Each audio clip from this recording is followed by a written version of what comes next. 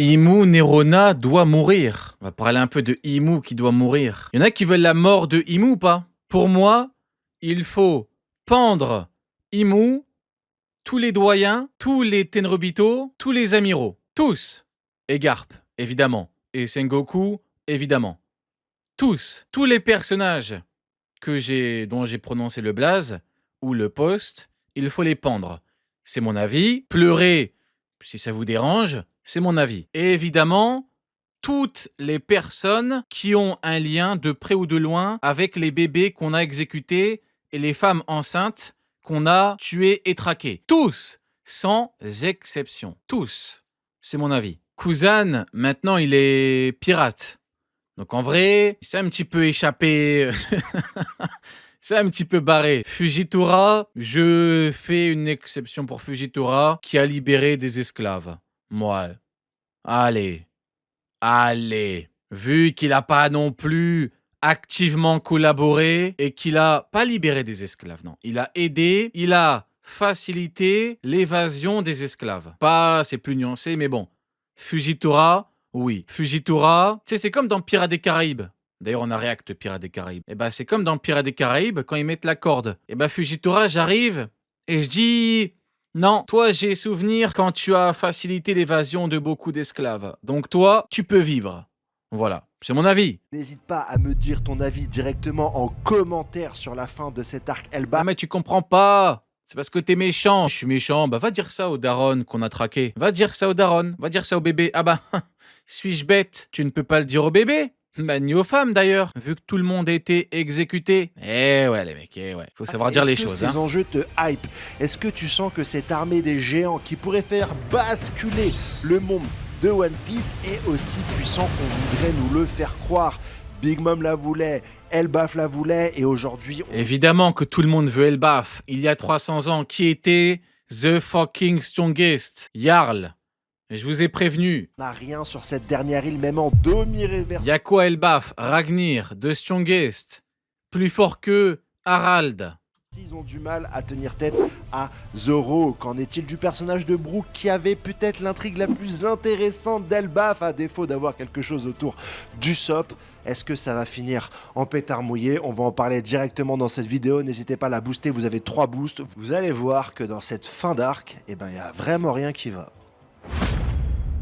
L'armée la plus puissante du monde. L'armée d'Elbaf. C'est nous les méchants. Tu vas comprendre, Imu. Zoro qui éclate en quelques pages l'armée des gens. J'ai 2 opinions concernant un petit peu le début des passes de ce chapitre 1173. D'un côté, je suis hyper content qu'on aille vite parce que je voulais... Le petit problème, c'est peut-être que Elbaf compte a priori, en tout cas théoriquement actuellement, beaucoup trop sur les combattants qu'on pourrait entre guillemets qualifier de random, mais qui ne sont pas vraiment random, parce qu'en fait, c'est un peu un non-sens de parler de random dans la mesure où tout le monde est dans ce même groupe. Dans l'équipage de Kaido, un combattant random, tu peux dire un random parce qu'au-dessus, t'as Tobiropo, Kanban et Kaido. Enfin bon, on enlève Kaido parce qu'en l'occurrence, là, t'avais Harald ou Loki. Donc, ce qu'il manque, c'est en fait les têtes. Et a priori, même si j'aurais beaucoup aimé avoir des têtes exilées, par exemple, si on n'en a pas, eh ben, c'est pas grave. On peut compter sur les géants qui envoient des kokus dans tous les sens. Ça envoie des rayons comme dans Dragon Ball. C'est bon, on mange. Non plus sur plusieurs dizaines de chapitres, cette confrontation, en tout cas cette partie de la guerre qui va opposer... Il est là, regardez-le. Le Jarl. Une épée légendaire plantée dans le crâne, une épée à la main. Pa. The strongest. Tema, il a le même manteau que Kaido. C'est bon ou pas? Il a le même. Il a la même barbe que le Père Noël. C'est le personnage ultime. Tellement, il représente tout ce qu'est un vrai guerrier. Oda, j'ai compris ce qu'il a voulu faire avec Jarl. Il a voulu faire The Strongest. Mais il faut avoir la vision. Si vous ne l'avez pas, c'est pas grave, hein. Tant pis. Zoro a Dory, Brogy et l'armée des gens qui sont là un petit peu pour massacrer Jarl. C'était la peur que j'avais, hein, qu'on parte encore sur des dizaines et des dizaines de chapitres de bataille finale, des chapitres qui m'intéressent pas. Moi, je suis One Piece pour les enjeux et pas trop pour les combats, malheureusement. Donc, je suis content qu'on voit Zoro dans une magnifique case en contre-plongée, faire une attaque et qu'il puisse se débarrasser de l'armée des géants d'Omi-Reversi. Et je suis encore plus content que Zoro dans ce chapitre ait réussi à écarter la menace qui pesait sur Jarl et que finalement Dory et Broggy s'affrontent sur une page qui ressemble beaucoup à l'affrontement qu'ils avaient sur les... Dory et Broggy. Écoutez, on verra. En vrai, on verra leur état au prochain chapitre. J'ai hâte de voir leur état. Si vraiment on parle de régène, si ils n'ont aucune blessure, si en fait ils ne ressentent pas la douleur, je sais pas. J'ai hâte de voir ce que ça va donner. Battle Garden, je trouve que c'est assez bien fait. Par contre, ça enlève toute la menace des géants et toute l'intrigue. On Non, après là on parle de Zoro. nous a bassiné sur la puissance de... On a quand même un Zoro qui termine un chapitre avec j'ai un plan, donc on peut remplacer par je vais attaquer. Zoro il a battu King, c'est normal qu'avec une grosse technique il envoie sur le carreau 6 géants. Maintenant, s'ils sont une armée, c'est là où va falloir parler, hein. Enfin, c'est là où va falloir les regarder dans les yeux et dire ah, je vais vous fumer. Maintenant, est-ce que c'est possible? L'armée des géants que eh bien, l'État voulait mettre la main dessus. Imsama, Parce que là, concrètement, t'as 6 combattants. Si vraiment ils ont une armée, faut voir combien de géants ont été domis. pour pouvoir contrôler le monde, que ça allait être décisif, que le choix de l'armée des géants allait avoir un impact sur la guerre de One Piece. Et là, on voit que dans les faits, mis à part cette légende et cette mythologie... eh ben, Jigoku les géants, ils no n'ont pas Ho. rien, mon frérot. Le roi des enfers. Tu veux devenir un roi? Oui, le roi des enfers. En plus, en demi-réversi, donc avec une puissance augmentée. Après le Meiho, le roi sombre, le roi des ténèbres, on a le Jigoku no Ho, le roi des enfers. Par la magie noire d'Imsama, ils sont pas capables de mettre, ne serait-ce qu'en difficulté, Zoro, qui a un petit peu le loisir de dire dans son discours, est-ce que je peux y aller sérieusement ou est-ce que vous... Bah après, ouais, mais ils sont 6, c'est pas... Mais bon, on en revient à mon propos du début de vidéo quand je disais que, en vrai, il y a que Dory et Broggy en tête actuellement chez les géants Domi. les aimez vraiment bien ces types et je dois faire attention. Il est en mode, il fait quand même attention, c'est pas des ennemis. On le voit encore à travers eh bien, la vision de Zoro que ce sont juste des êtres demi-réversis par Imsama. Donc il n'y a pas vraiment eh bien, d'enjeu dans cette bataille. Ni au niveau stratégique parce que l'armée des gens, bah, ils sont nuls, ni au niveau opérationnel parce que sur le terrain, tu me fais pas vraiment peur. Donc voilà, quitte à choisir maintenant entre ressentir de la pression et avoir une bataille qui se déroule vite. Et après le Jigoku no Ho, on a le Jigoku no Ho, le roi des cons. Eh bien, je vous dirai les yeux dans les yeux que moi, je préfère que la bataille se déroule vite parce que, je vous le dis, cette guerre d'Elbaf... C'est qui pour vous le plus gros con de One Piece? Le plus gros con de Compiece? Genre le mec totalement stupide, quoi. Moi, j'hésite. Dans Compiece, il y en a beaucoup. Harald, il est bien dans le top, hein. Harald, Gar, putain, vous donnez vraiment non, mais pas Iloulouk. Mais non, M. Il a fait quoi, Iloulouk? Bon, sa vie n'a pas toujours été parfaite, mais... Ouais, Garp, Harald, putain, vous avez vraiment donné les deux noms, ça se tape vraiment. Qui sera le Jogokon no Ho? Qui sera le roi des cons? Ah, je crois Harald quand même. Harald, vu que... Croire que le GM... Ouais, mais... Garp qui dit je vais protéger les soldats alors que les soldats...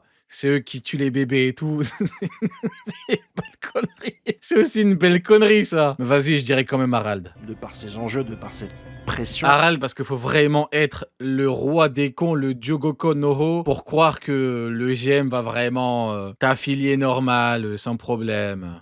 Elle ne m'intéresse absolument pas.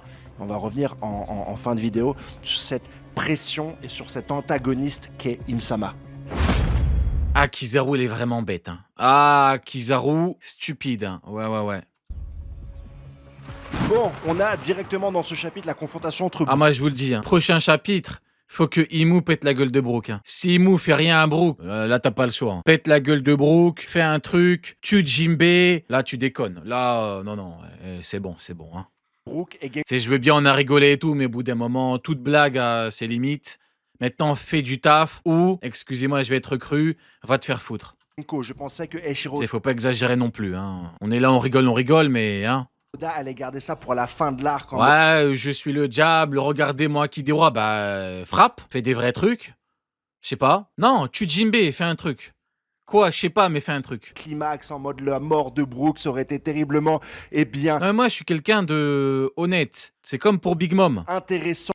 Big Mom, elle a eu des moments de merde, mais la globalité compense largement les trucs de merde. Largement. Tu sais, tu combats Kaido toute la nuit. Qui va parler à Big Mom? Qui? Personne ne peut lui parler à Big Mom. Au bout d'un moment, elle se prend des enchaînements de Kidelo. Il y a combien de persos qui sera encore debout après les enchaînements?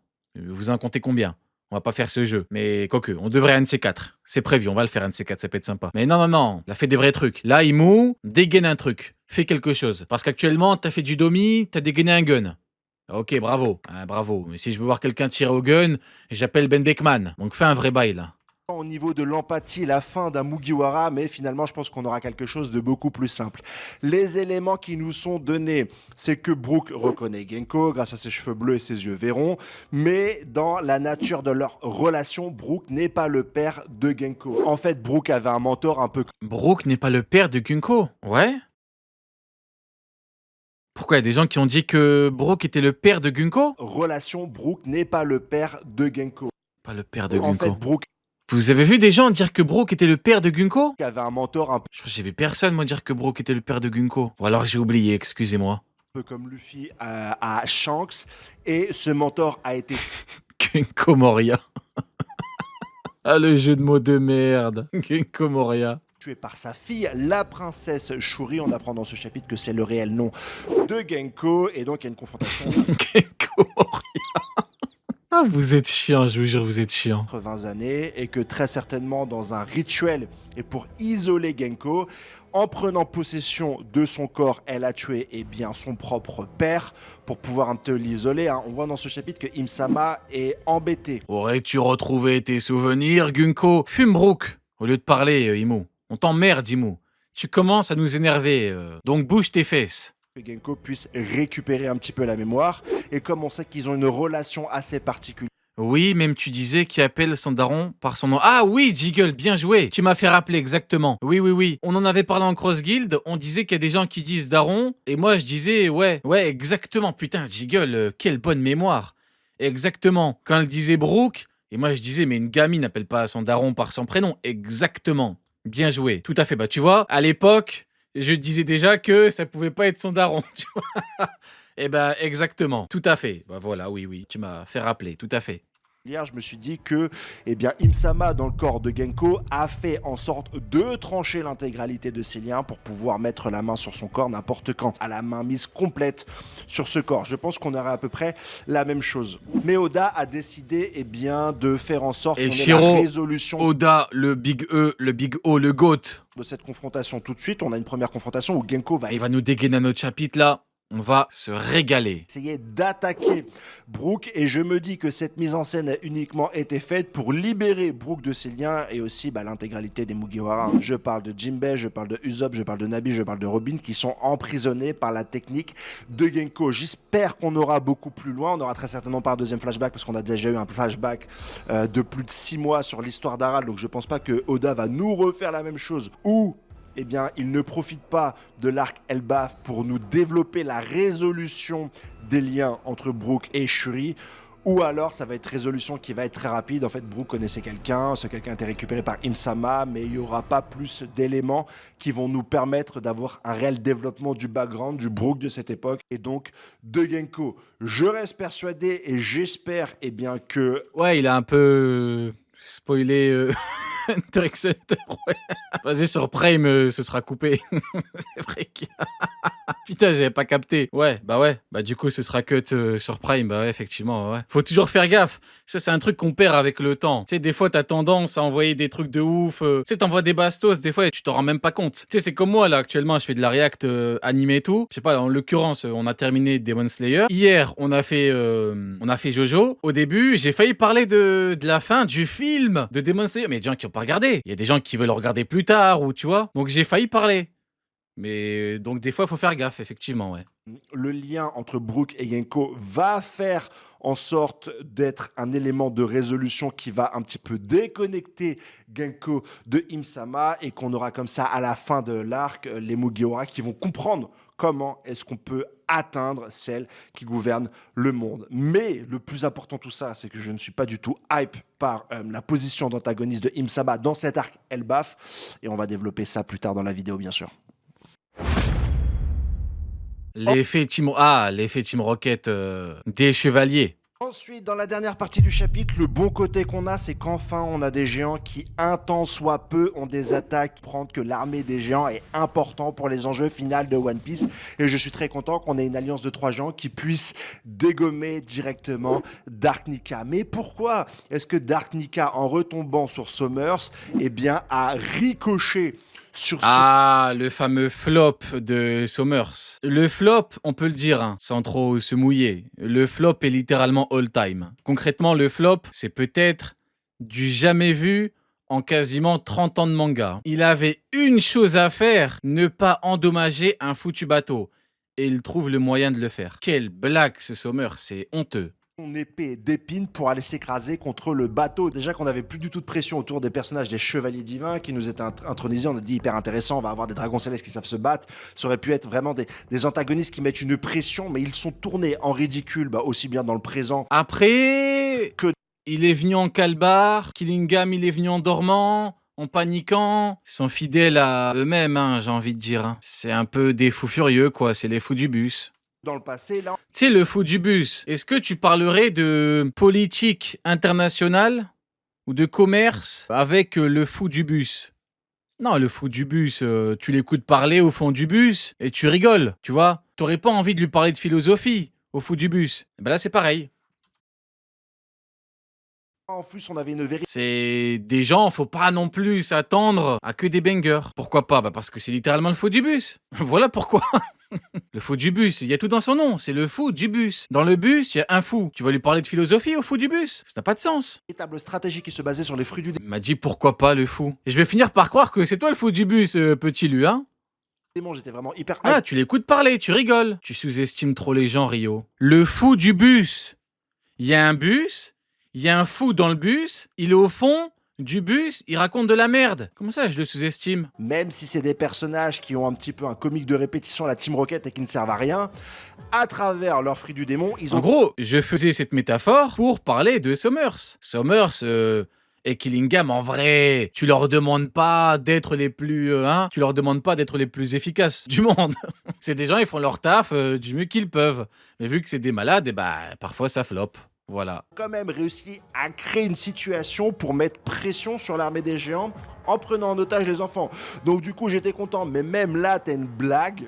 Moi, chaque fois que je prends le bus, il y a le fou du bus qui me parle. Peut-être qu'il veut que tu deviennes son successeur. Tu vois, Luffy, Shanks lui a donné son chapeau de paille. Peut-être que toi, le fou du bus, veut te donner sa 8-6 et que tu deviennes à ton tour le fou du bus. Qui nous montre que eux-mêmes, sans l'aide de Si, personne, eh bien, J'arrête, parlons de Summers là, allez.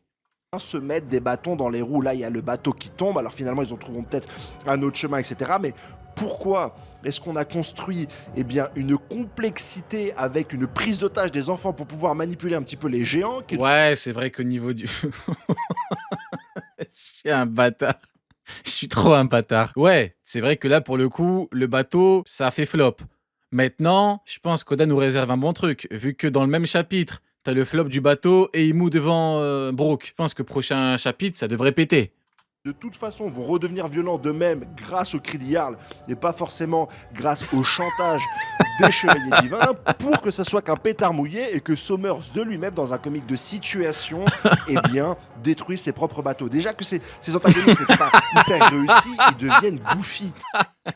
Il y a un mec qui l'a dit, il est long le micro. Excusez-moi. Il est long le micro. Ça me fait rire, c'est que je peux déraper à tout moment. Ils prennent Vas-y. le rôle d'Usopp. C'est n'importe quoi. C'est même pas drôle, c'est juste moi, je laisse tomber. Ils avaient une immortalité. Quelques chapitres, ils nous sont dit ah tiens, il y a peut-être quelque chose qui va nous déranger dans ce chapitre. Eh bien non, il n'en est rien. Déjà, cette immortalité, on apprend que juste avec Dieu Haki des Rois, on va pouvoir... Oui, juste, mais il n'y a pas beaucoup de gens qui l'ont, le Haki des Rois. Donc en vrai, ça reste toujours intéressant. Maintenant, ouais, effectivement, le problème, c'est ils sont 3. Gunko, Killingham et Summers. Et t'as Zoro, Loki, Luffy. Ouais, c'est chaud. C'est chaud, les mecs. Hein. C'est chaud pour Imu. S'en débarrasser et justement qui arrive Zoro. Malheureusement, on tombe sur du comique de répétition. Voilà pour tout ce que j'ai à dire sur les Chevaliers Divins et ça va m'amener à la partie finale. Sama n'est pas une menace. Tema, ça se lève et tout. Im-sama n'est pas une menace. Et ça va m'amener Il me termine, Tema. à la partie finale. Im-sama n'est pas une menace. Sama n'est pas une menace. Genre, il drop le mic. Vas-y, maintenant, on va parler vraiment honnêtement. Qui considère Im-sama comme une menace? Elle n'a pas de physique, elle n'a pas de réelle personnalité, elle se comporte comme un enfant. Elle arrive directement sur Elbaf dans le corps de Genko qui n'était qu'un chevalier divin. Elle a pour seul et unique pouvoir On écoute, hein, et on voit s'il est convaincant. Hein. bien de manipuler On écoute la plaidoirie. les gens. Donc en elle-même, dans sa personne, elle représente pas forcément une menace. Elle arrive sur Elbaf pour transformer les géants qui, soi-disant, sont l'armée la plus puissante du monde. Avec un surplus d'énergie grâce au demi-réversi, ils se font battre en 2 chapitres par Zoro. Là, elle rentre en confrontation avec Brook. Et franchement, pour moi, c'est une confrontation équilibrée. Brook, il a Je crois que t'as vraiment l'effet Gunko. C'est vraiment visuellement, les gens sont pas impressionnés. Je pense que c'est ça.